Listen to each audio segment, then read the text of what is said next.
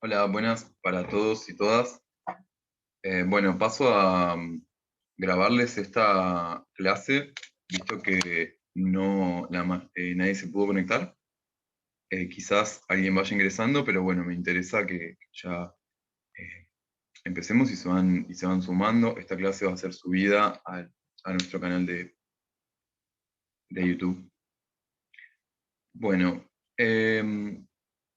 en la clase de hoy vamos a abarcar el tema que corresponde al siguiente trabajo práctico, que es el trabajo práctico número 3, y que trata de lo que llamamos proporcionalidad y regla de tres simples.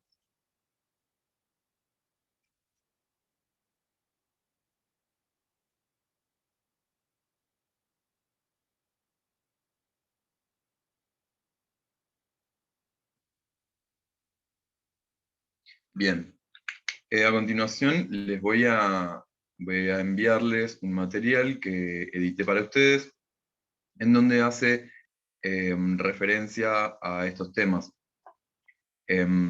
Bueno, hay dos cosas fundamentales que les voy a explicar acerca de proporcionalidad, y la primera de todas es lo que llamamos proporcionalidad directa.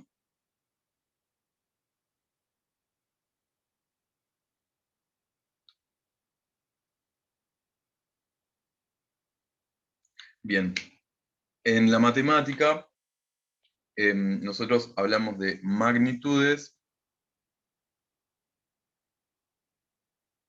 le llamamos a las cantidades que podemos medir o contar, ¿sí? Así como puede ser el peso de un objeto, la longitud de un objeto, eh, entre otras. Todas las cualidades, cantidades, mejor dicho, que se pueden medir exactamente. Medir ya sea su peso, su masa, su densidad, etc. Bueno, el principio nos da una definición de lo que llamamos proporcionalidad directa, y dice que una magnitud es directamente proporcional a otra cuando, a medida que esta primera magnitud, por ejemplo, vamos a pensar en longitud aumenta a medida que otra magnitud también aumenta, como podría ser, por ejemplo, el pasar del tiempo. ¿Sí? El tiempo también es una magnitud que podemos medir. Lo que nos dice esta consigna es que una magnitud es directamente proporcional a otra cuando sucede que al aumentar una, la otra también aumenta.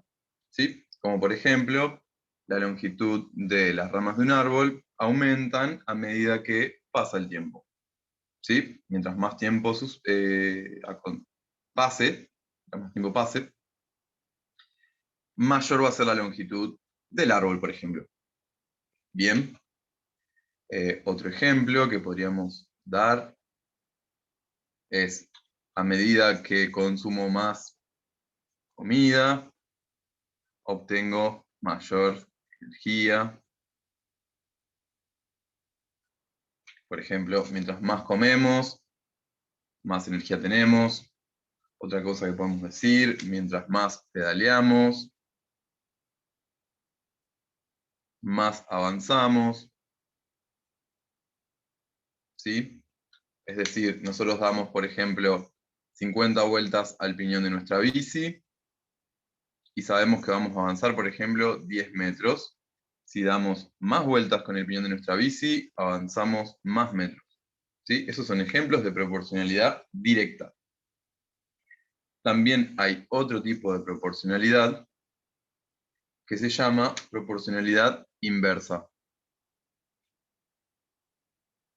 Y esto significa que a medida que cierta magnitud aumenta, hay otra magnitud que disminuye. Como por ejemplo, la cantidad de combustible que nosotros tenemos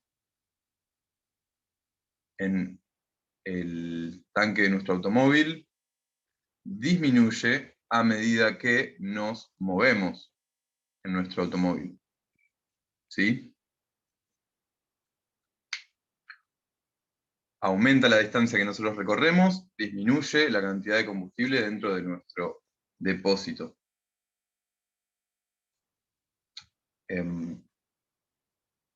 Otros ejemplos de proporcionalidad inversa, es uno que tenemos escrito, dice, mientras más agua echamos a nuestra olla, más tarda en hervir el contenido. Es decir, también se podría decir que mientras menos agua, más podemos... Bueno, esto sería más bien un ejemplo de proporcionalidad directa. Mientras más agua hay, más tiempo tarda en hervir. ¿Sí? Ese es otro ejemplo de proporcionalidad directa. Vamos a buscar uno más de proporcionalidad inversa. Bueno, está bien. Acá en el apunte tienen algunos ejemplos más. Lo que quiere decir es que a medida que algo aumenta, la otra magnitud disminuye. Y si la magnitud, por el contrario, disminuye, la otra con la que la comparamos aumenta. ¿Sí? Es una relación que mantiene en donde uno aumenta y el otro disminuye, o los dos aumentan en la misma proporción. A uno le llamamos proporcionalidad directa y al otro inversa.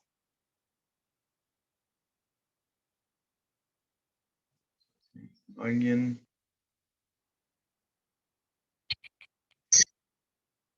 El primer ejemplo que les muestro en el material que les voy a enviar, dice que un automóvil gasta 1 litro de combustible por cada 15 kilómetros.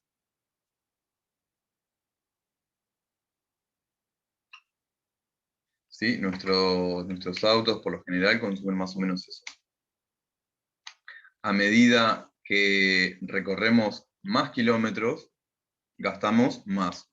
Entonces a esto, este es un ejemplo de proporcionalidad directa.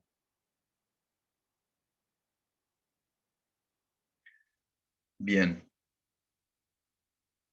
Hay una pregunta en el primer ejemplo que les ofrezco, que nos dice,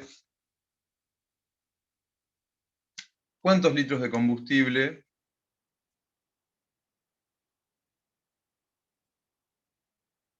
necesito para recorrer 250 kilómetros? Nosotros lo que sabemos es que 1 litro corresponde, o es decir, nos alcanza para realizar 15 kilómetros. Ahora, lo que nosotros debemos saber, esto se escribirlo al revés, hacemos 15 kilómetros con 1 litro de combustible. Y a lo que nosotros nos interesa saber es cuántos litros necesitamos para recorrer 250 kilómetros. Bien. Entonces, acá debemos averiguar qué cantidad de combustible en litros necesitamos. ¿Sí? A esta incógnita, a esta pregunta que nosotros nos hacemos, le llamaremos X, que es la cantidad que nosotros queremos averiguar. Va a medir en litros. ¿Bien? Por lo general lo que se hace es ubicarlo de esta manera, dejando la incógnita que nosotros queremos averiguar a la derecha y en la parte de abajo. ¿Sí? Utilizamos 2 renglones. Esto quiere decir que 15 kilómetros tiene un consumo de 1 litro, entonces 250 kilómetros queremos averiguar cuánto es. Esto es un signo de pregunta. Bien, la manera de operar sobre esto es realizando la siguiente cuenta. Vamos a borrar estas rayitas. Lo que tenemos que hacer es tomar el valor que tenemos aquí ubicado, lo vamos a multiplicar por este de aquí arriba, y lo vamos a dividir por este de acá. ¿Sí? Entonces, este por este dividido esto. Nos da como resultado nuestra incógnita. Nos quedaría 250 kilómetros por 1 litro dividido 15 kilómetros. Y en este paso, prestemos especial atención. A nosotros lo que nos pregunta es cuántos litros necesitamos para 250 kilómetros. Así que nuestra respuesta nos debería dar en litros. Bien, y ahora prestamos atención. Lo que se hace es simplificar primero las unidades. El resultado, como ya sabemos, nos tiene que dar en litros. Acá tenemos kilómetros en la parte del denominador y kilómetros también en la parte del numerador. Y esto es una multiplicación. ¿Sí? Entonces, kilómetros con kilómetros se simplifican. La única unidad que nos queda en la parte del numerador son los litros.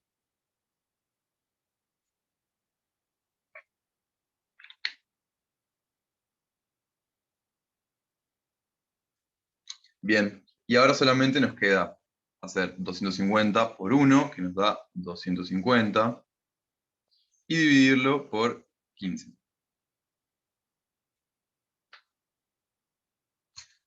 Bien, este resultado nos da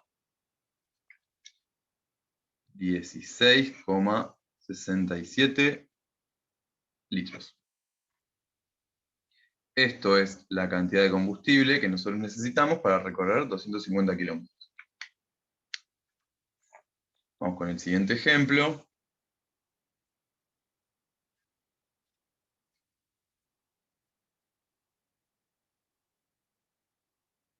El siguiente ejemplo es más sencillo y nos dice que con 3 kilogramos de harina podemos cocinar 8 pizzas.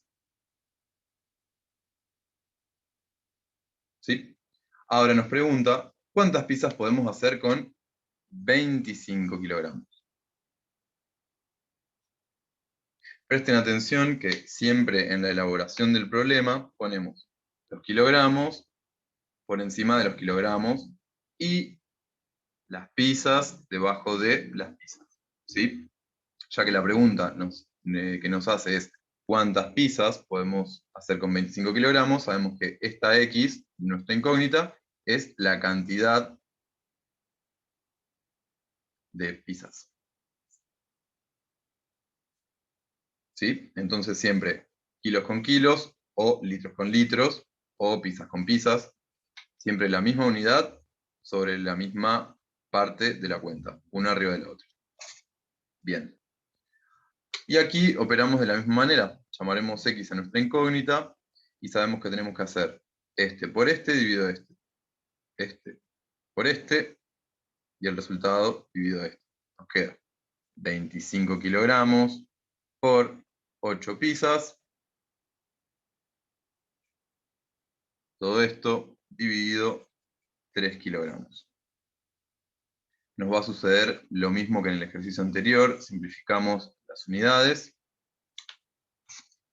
Y así directamente nos queda 25 por 8, quizás, dividido 3. Porque ya nos sacamos de encima las unidades. 25 por 8 es 200, dividido 3, y nuestro resultado nos da en pizzas. Y está muy bien porque eso es lo que nos estaba preguntando. ¿Cuál es la cantidad de pizza que podemos hacer con 25 kilogramos de harina? Y ahora no nos queda más que resolver 200 dividido 3, que nos da 66,6 pizzas.